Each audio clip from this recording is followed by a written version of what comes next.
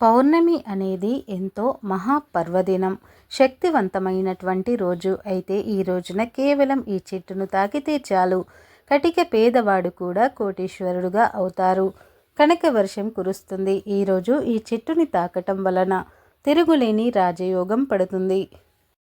మహాశివుడి అనుగ్రహం కలిగి మీ దశ తిరిగిపోతుంది. మీ కష్టాలు, దరిద్రాలు, దోషాలు పోగొడుతుంది. మీకు అదృష్టాన్ని అందిస్తుంది. ఎందుకంటే కార్తీక పౌర్ణమి రోజు ఈ చెట్టుకి దివ్య శక్తులు వస్తాయి. ఈరోజు ఈ చెట్టును తాకితే పరమేశ్వరుడు తన అనుగ్రహాన్ని నేరుగా మీకు అందిస్తాడు. కాబట్టి మీ ఇంట్లో ఉన్న సకల దరిద్రాలు ఈ చెట్టు పోగొడుతుంది. మరి కార్తీక పౌర్ణమి రోజు ఏ చెట్టును తాకితే మీకు అదృష్టం పడుతుంది అనే విషయాన్ని ఇప్పుడు మనం ఈ వీడియోలో తెలుసుకుందాం. అంతకన్నా ముందు మా ఛానల్ని ఎవరైతే కొత్తగా చూస్తున్నారో తప్పకుండా లైక్ చేయండి, షేర్ చేయండి, అలాగే సబ్స్క్రైబ్ చేసుకోవడం మర్చిపోకండి. ఎందుకంటే మీ సపోర్ట్ అనేది మాకు ఎంతో ఎంకరేజింగ్గా ఉంటుంది. పౌర్ణమి కార్తీక మాసంలో వచ్చే అత్యంత పవిత్రమైన రోజు.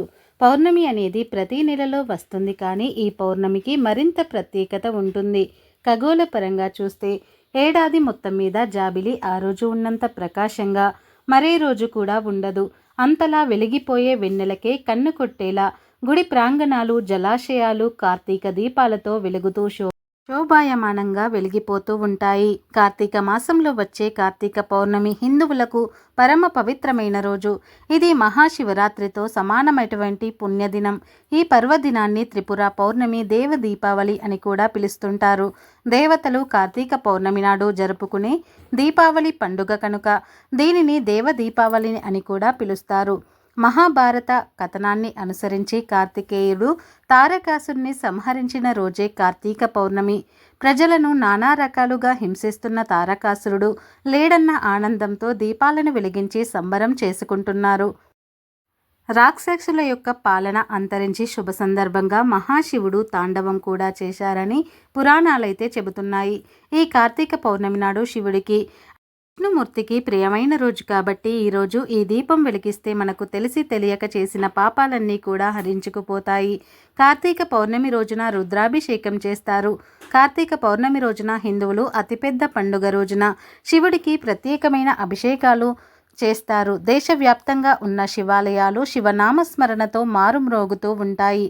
ఈ పౌర్ణమి గురించి మన ప్రాచీన గ్రంథాలలో అనేక విధాలుగా అభివర్ణించారు. కార్తీక మాసంలో వచ్చే కార్తీక పౌర్ణమి అంటారు. కార్తీక పౌర్ణమి అనేది హరిహరాదులకు అత్యంత ప్రీతికరమైనది. ఈ రోజున చేసే దీపారాధనకు కూడా విశేషమైనటువంటి ప్రాముఖ్యత ఉంటుంది. దేవాలయాలు రెండింతలు కూడా ఈరోజు నిండుగా దీపాలను వెలిగిస్తారు. విష్ణువు ఆలయంలో గోపురం మీద, ధ్వజస్తంభం మీద, తులసి కోట దగ్గర, దేవుని దగ్గర దీపాలు, దేవుని సన్నిధిలో ఉసిరికాయల మీద బియ్యం పిండితో చేసిన ప్రమిదలు, ఇలా రకరకాలుగా దీపాలైతే వెలిగిస్తారు. చక్కగా కుంకుమ పువ్వులతో అలంకరిస్తారు. దీపంలో ఎక్కుతున్నటువంటి దీపంలో నూనె పోసినా అది పుణ్యమే. అంతేకాదు ఆ రోజు అరటి దున్నెల్లో కూడా దీపాలను వెలిగించి చెరువులలో, నదులలో కూడా వదిలిపెడతారు. ఈరోజు రుద్రాభిషేకాలు చేస్తే బోలాశంకరుడు ప్రసన్నమవుతాడని పురాణాలలో చెప్పబడింది. కార్తీక పౌర్ణమి నాడు ఉసిరికాయ దానం చేస్తే దరిద్రం నశించిపోతుంది. పవిత్రమైన కార్తీక పౌర్ణమి రోజున మీరు ఈ చెట్టును తాకితే చాలు, మీ దరిద్రం పోయి శివానుగ్రహం కలుగుతుంది అని శాస్త్రాలు చెబుతున్నాయి.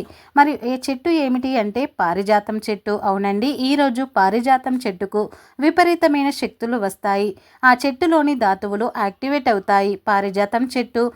పారిజాత పుష్పాలన్నా శివుడికి అత్యంత ప్రీతికరమైనవి కాబట్టి ఈరోజు పారిజాత పుష్పాలను దేవలోక పుష్పమని అంటారు.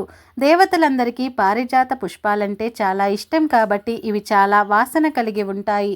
ఈ పూలు వాడిపోవు. కార్తీక పౌర్ణమి రోజు శివుణ్ణి పారిజాత పుష్పాలతో అర్చించడం వల్ల ఘోరాతి ఘోరాలు సైతం పాపాలన్నీ తొలగిపోతాయి. పౌర్ణమి రోజున మీకు ఏ సమయంలో అయినా సరే పారిజాతం చెట్టు కనిపించినా, ఆ చెట్టు ఎక్కడ కనిపించినా చెట్టు దగ్గరకు వెళ్ళి చెట్టుకి నమస్కారం చేసుకుని చెట్టుని తాకండి. మీకు తిరుగులేని రాజయోగం పడుతుంది. ముందు పారిజాతం చెట్టు దగ్గరికి వెళ్ళి ఒక చెంబుతో నీళ్లు పోసి ఆ తర్వాత చెట్టుకి నమస్కారం చేసుకుని 11 సార్లు చెట్టును తాకండి. ఇలా తాకేటప్పుడు మీ కోరికను చెప్పుకోండి. అలా చెప్పుకున్న కోరిక త్వరగా నెరవేరుతుంది. కుదిరితే ఈ పారిజాత చెట్టు కింద ఒక దీపం కూడా పెట్టండి. ఈ దీపం వలన సకల దరిద్రాలు పోతాయి. ఆ తర్వాత ఒక 2-3 నిమిషాల పాటు పారిజాత చెట్టు దగ్గర కూర్చొని తర్వాత ఇంటి దగ్గరికి వచ్చేయండి. ఇదంతా కూడా చేయలేకపోయినా కనీసం ఈరోజు పారిజాత చెట్టును తాకండి.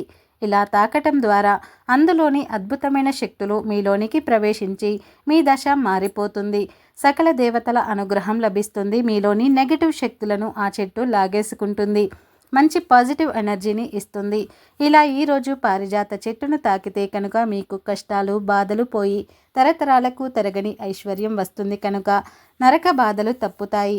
మీరు కుబేరులుగా మారిపోతారు. ప్రపంచంలో ఏ చెట్టుకు లేని ప్రత్యేకత పారిజాతం చెట్టుకు ఉంది. ఎందుకంటే ఇది చాలా పురాతనమైనది. అంతేకాదు పురాణాల కథనం ప్రకారం శ్రీకృష్ణ భగవానుడు సత్యభామ కోసం పారిజాతం చెట్టుని దివి నుండి భువికి తీసుకువచ్చాడు. పాలసముద్రం నుండి బయటకు వచ్చిన పవిత్రమైన వస్తువులో ఒకటి పారిజాతం చెట్టు. ఈ చెట్టుని కాసే పువ్వులు ఎప్పుడూ కూడా మెరుస్తూనే ఉంటాయి. మహాభారతంలో పాండవులు తన తల్లి కుంతీదేవితో కలిసి అడవిలో ఉన్నప్పుడు శివుడిని ఆరాధించడానికి కుంతీదేవికి పువ్వులు అందుబాటులో లేవు. అప్పుడు అర్జునుడు దేవేంద్రుని ఆరాధించి అతనికి పారిజాత చెట్టు ఇవ్వమని కోరగా తన కొడుకు కోరిక మేరకు ఇంద్రుడు పారిజాత చెట్టును కూడా ఇచ్చాడు. అప్పుడు ఆ పారిజాత చెట్టు పూలతో కుంతీదేవి శివుడిని ఆరాధించింది. కల్పవృక్షమని కూడా పిలుస్తారు. పారిజాత పుష్పాలతో పూజ చేస్తూ దేవుళ్ళందరికీ సంతోషం కలుగుతుంది అని పండితులు చెబుతున్నారు. ఈ పూల నుంచి మంచి సుగంధభరితమైన తైలాన్ని తయారు చేస్తారు. ఆకుల రసాన్ని పిల్లలకు విరోచనకారిగా వాడుతారు. దీని ఆకులతో కాచిన కషాయాన్ని కీళ్ళ నొప్పుల నివారణకు వాడుతుంటారు. ఇది నిఫా వైరస్ ఉంటే మహమ్మారిని నిరోధించేందుకు కూడా చక్కగా ఉపయోగపడుతుందని నిపుణులు చెబుతున్నారు. కనుక పారిజాత చెట్టు చాలా విశేషమైనది. కాబట్టి ఇంతటి విశేషమైనటువంటి పారిజాత చెట్టును ఈ కార్తీక పౌర్ణమి రోజు తాకి శుభ ఫలితాలను పొందండి.